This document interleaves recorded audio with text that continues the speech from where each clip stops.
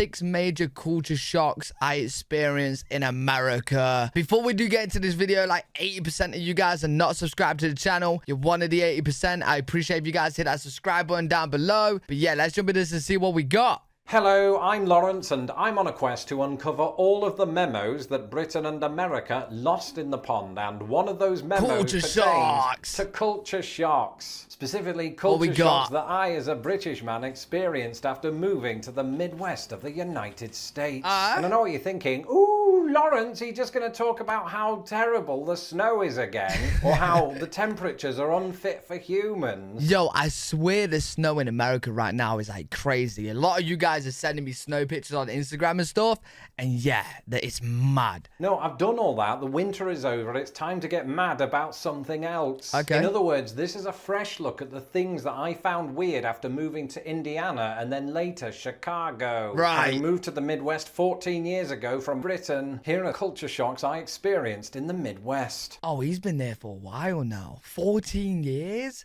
Oh, he's gonna have some good culture shocks then. So, it's quite possible that you've heard me talk about mosquitoes before, and how in my first year of living in the United States, they almost took my face off. But Wait, what? What? Year of living in the United States, they almost took my face off. Wait, mosquitoes did that? Bro! Yo!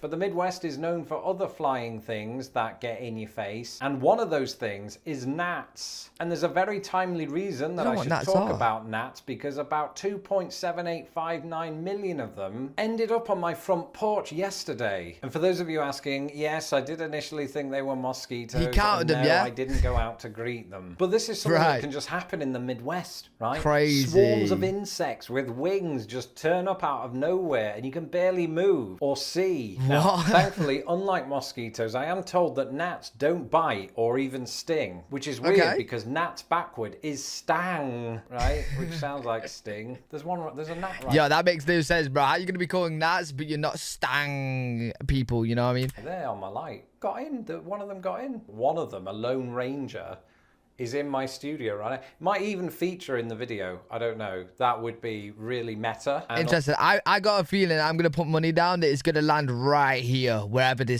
state this is. I don't know what state this is. It's gonna land right there. Also, it'd be nice to have a guest, do a collab. I've actually got my phone. Look at that. I can't believe it. We do. We have what appears to be a gnat. Bro, it looks like on my lighting equipment. Oh, it looks like a beast. Bro, what is that? Studio. It's like a cross between like a big fly and a spider. As we speak. Oh. Okay, well, he or she is just going to hang on my lighting equipment. In the meantime, those same gnats, presumably including this one, quickly got out of Dodge amid the following. As an Englishman, I know my fair bit about rain. After all, when we're born, British people are given a complimentary umbrella. But here's the thing, on the whole, we only face light rain. But one of the shocking things I discovered about the Midwest is it doesn't just rain, it pours. But the thing is, being from the UK, you're used to that. So how is that a shock? Like I would feel like culture shocks is something that you're not really experienced before. And the really weird thing about this type of rain is that it was sunny just 5 minutes ago, and it will be sunny again in 5 minutes' time. Mad. It just pops out of nowhere. I mean, in the South, I think they call it a sun shower. And for the most part, I actually really love this. Okay. You know why that is? Because I don't ever go outside. Watching it from my apartment window is actually quite a cathartic experience. Right. I just realised I probably shouldn't talk about the torrential rain with my colleague just up there fixing the lights, because it might still have PTSD. And actually, it hasn't been all roses for me either, because I do remember there was this one time that I was standing waiting for a bus. And as I recall, I was dressed much the same as I am right now, right down to the pajama bottoms. Okay. When all of a sudden, the clouds that weren't even there a moment ago decided to whip out their Super Soaker 5000. Wait. So I think what he's saying, right, in America, it just happens at crazy times. Like in the UK, you kind of know when it's gonna rain. You know what I mean? Like you see the big cloud coming towards you, and you see how dark the cloud is. You're like, okay, yeah, I gotta get inside, right? Here in America, it's just like, yo, pow, rain. And this was in Indiana, so the problem was further exacerbated by this.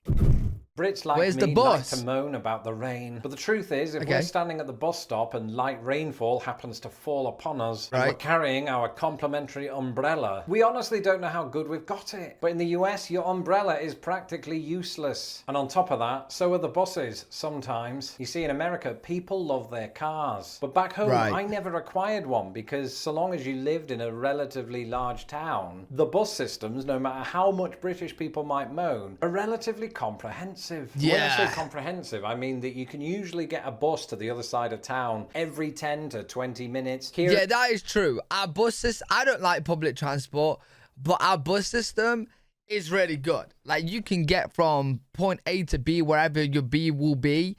Wait, that's confused me now. But you can get it every 10 minutes, really good. Like, it, you know what I mean? Like, they go everywhere, so that's good. But I don't like public transport. But if you do, then you're all good in the UK.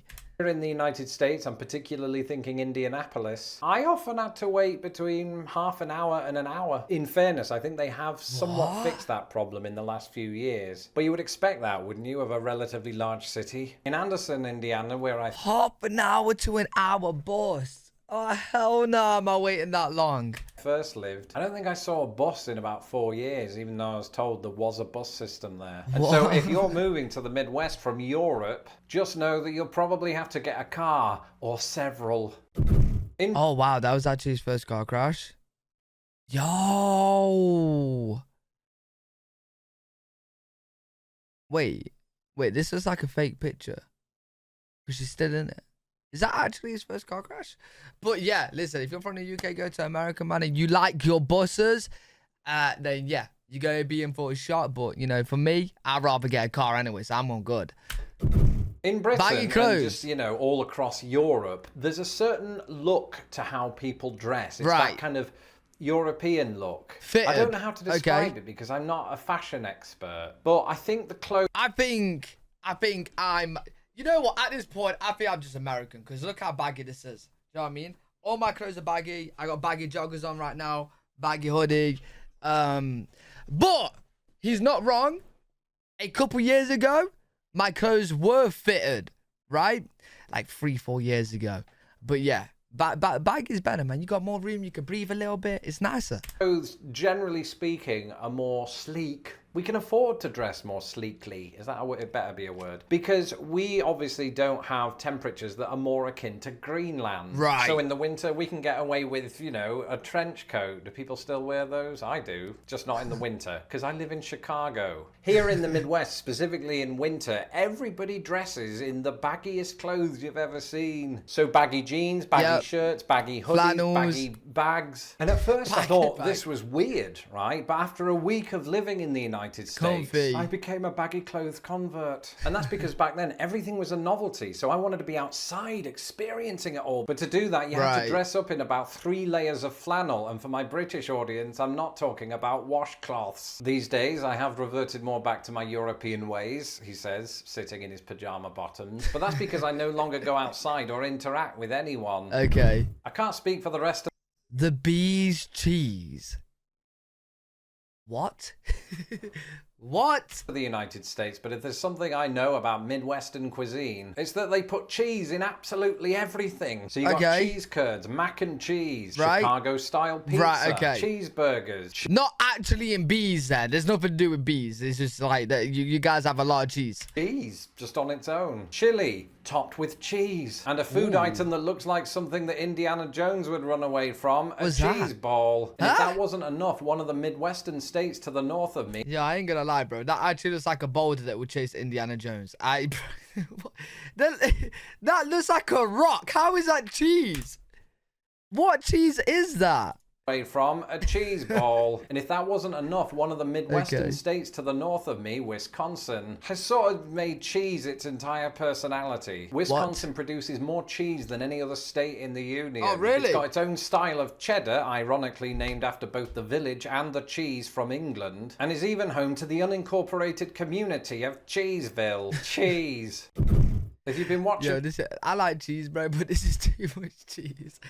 Midwesternisms. My channel this year, you'll know that the United States is absolutely jam-packed with regionalisms. Right. Grinder is Boston slang. It's a word that is often used to describe a sub sandwich. It's often used to describe people who move from... Yo, Grinder's isn't that website where like dating website where Yep. Sort of colder climates in the US down to the south. I can't remember exactly what it is. Cougar? Because we don't really have them in Chicago, so I don't bump into too many cougars. You know what? I don't know if you guys in America would say this actually, but a cougar in the UK, when we say someone's a cougar, we mean like a woman that is around middle age, like, you know, like she could be a mom, right? And she's going out looking for, this sounds weird, like, but young people. Do you know what I'm saying? So, let me just say an example, because that sounds weird. When I was like 18, I was going out, and there was a cougar at the bar, right? And she was probably like 40 years old. I'm 18, she's 40. We call her a cougar. Do you know what I mean? So, yeah. At least not this definition of the word. And the same is true of the Midwest. So for instance, when talking about fizzy drinks, Midwesterners usually refer to that as pop, whereas many other people in America say soda, or in the South, they just say Coke to mean any type of fizzy drink. Yeah, just calling everything Coke is a bit weird, but I actually like the word soda more than pop. I don't use pop. I just say whatever drink I'm drinking, so like a can of Coke or a can of Fanta or whatever, right? But actually, like, if I was gonna choose a word to say, it would be soda than pop. I don't like the word pop. I've talked about puppy chow before, which is something that humans, in theory, eat and is not, in fact, dog food. Regionally, though, this goes by multiple different names, such as monkey munch, muddy buddies, muddy munch, reindeer chow, or doggy bag. And if you're ever in a situation where you're in a corridor and there's somebody coming toward you and you both do that thing where you're trying to get out of each other's way, that person will probably say, "Oop." Whereas I've just learned to say, move. And how could I ever forget the word that my mother-in-law uses to describe what I refer to just broadly as a hoover, which is a vacuum cleaner. My mother-in-law calls it a sweeper. Basically, there are just lots of Midwestern words that I didn't encounter until I moved to the United States of America. To learn more, watch my recent video, Guessing the... Wait, you guys in America call that a sweeper? Meaning of these Midwestern words. To have a padiddle, to take a padiddle, that seems sensible to me. In the meantime, that's it for this video. Let me know in the comments below if you've been to the Midwest or whether you live here. I enjoyed it. You guys gotta let me know if any of you guys are from the Midwest. Let me know in the comment section what it's like. But yeah, great video. Enjoyed that. His link will be in the description if you want to go check him out. He makes amazing videos. Really good video. I hope you guys enjoyed. If you did, make sure to put a thumbs up, subscribe for more content. If you guys want to join me on my live streams, I'm live every single day on twitch.tv/L3WG. I react to videos that you guys want me to react to live over there that I don't really watch on here. If you guys do want to check that out, it's twitch.tv/L3WG. I'll see you all in the next one. Peace.